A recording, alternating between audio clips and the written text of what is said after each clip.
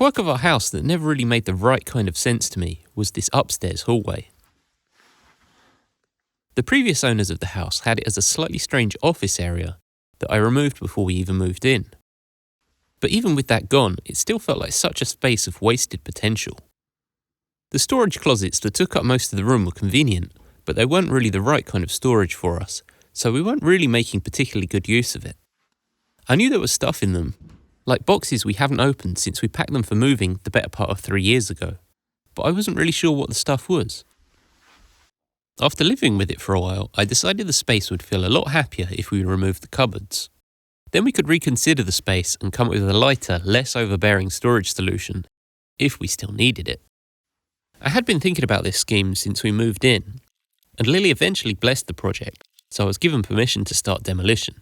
And the place to start on that was emptying the cupboards of all this mystery stuff. Once the closets were empty, I took the doors off, which was instantly rewarding.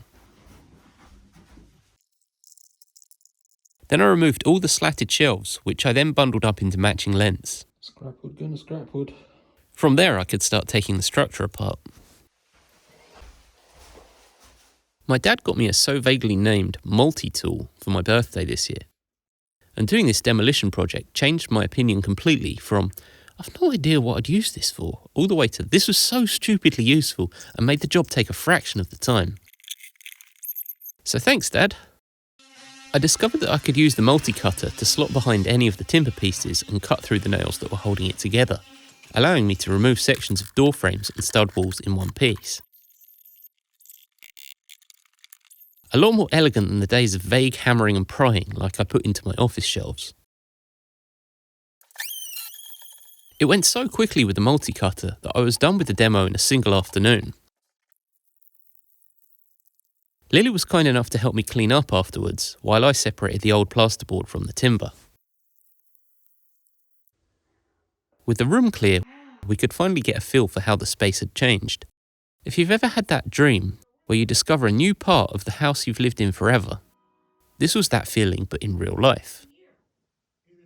It was exactly as I'd hoped. Suddenly it was no longer a weird dark hallway but an entire room. Taking the cupboards out exposed the floorboards and seeing them got me wondering, what if? So I took myself a day with Lily out of the house to give sanding some of the floor a go. This became a classic of the creative process I experience in everything I do, starting out at, maybe this could be a good idea, and quickly descending into, this is awful and a pointless waste of energy, before eventually returning to, it looks quite good actually, at the other end of the emotional trough. Lily approved of the sanded boards when she got home, which was also a nice confidence boost. So I guess I'll be pursuing this idea through the rest of the room, if my arms can withstand it.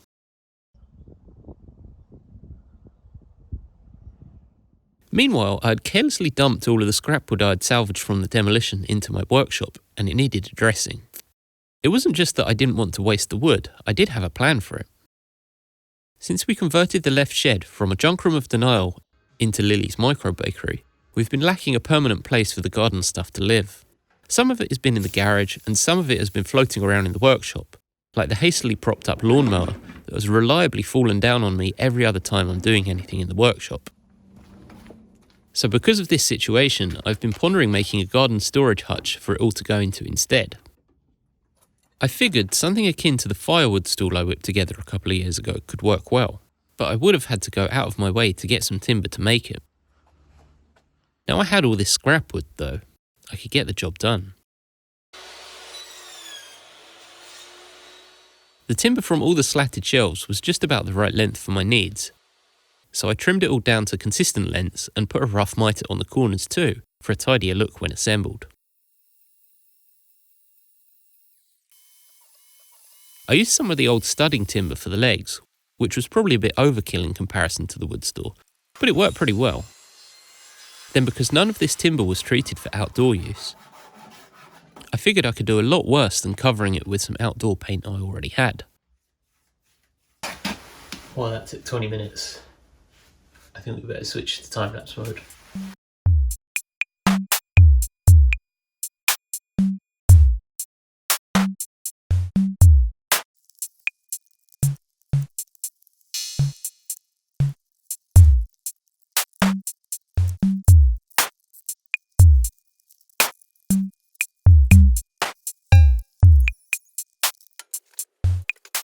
I made the shelf in the middle out of the old door frames, then gave it all a bit more paint, before conceding that I couldn't make this entire project out of wood I salvaged from the upstairs cupboards. I ended up using some exterior grade plywood, of which I already had half a sheet in the workshop, which worked well for the top and bottom. Because I was building this to be the same depth dimensions as the woodshed, and as wide as the salvaged timber was long, I then had to figure out how to store the mower in it. Even with the handle folded, it was a weird shape, so I ended up constructing this mini ramp that allowed it to roll in nicely, providing I made a door that it could also roll up into the shelf.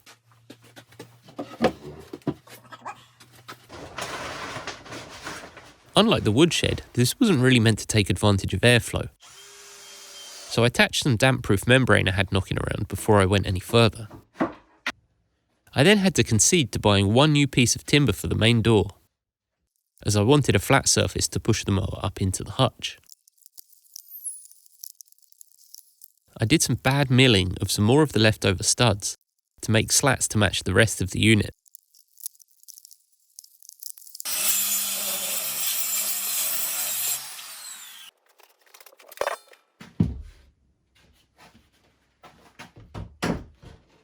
Then gave the door, and the underside of the hutch, a couple of coats of paint too.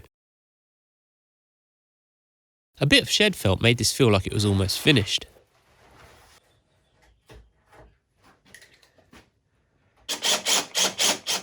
I made some toggles to hold the door shut out of some scrap hardwood, and managed to find a couple of brass screws for them too. I cleared the space outside for where the hutch was going,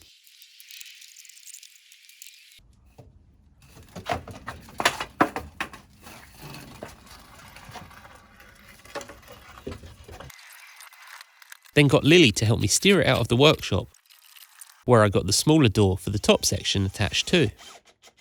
I had read recently that a pouch of silica gel is a good thing to throw in a toolbox as it will stop your tools rusting, so I got a couple of really big pouches off eBay and put them in this hutch, which I'm hoping will keep the mower and garden tools in good condition. I thought it was all done at this point, until I realised I made one crucial oversight, which was that the top door was too thick to open while the bottom door was closed. I gave it a bit of thought and ended up deciding the easiest answer would be to swap the basic hinges I used out for some kitchen cabinet hinges that moved the pivot point way inside the door. They're chunkier than what was there, but they allow the door to work, so I hope they hold up in the outdoors.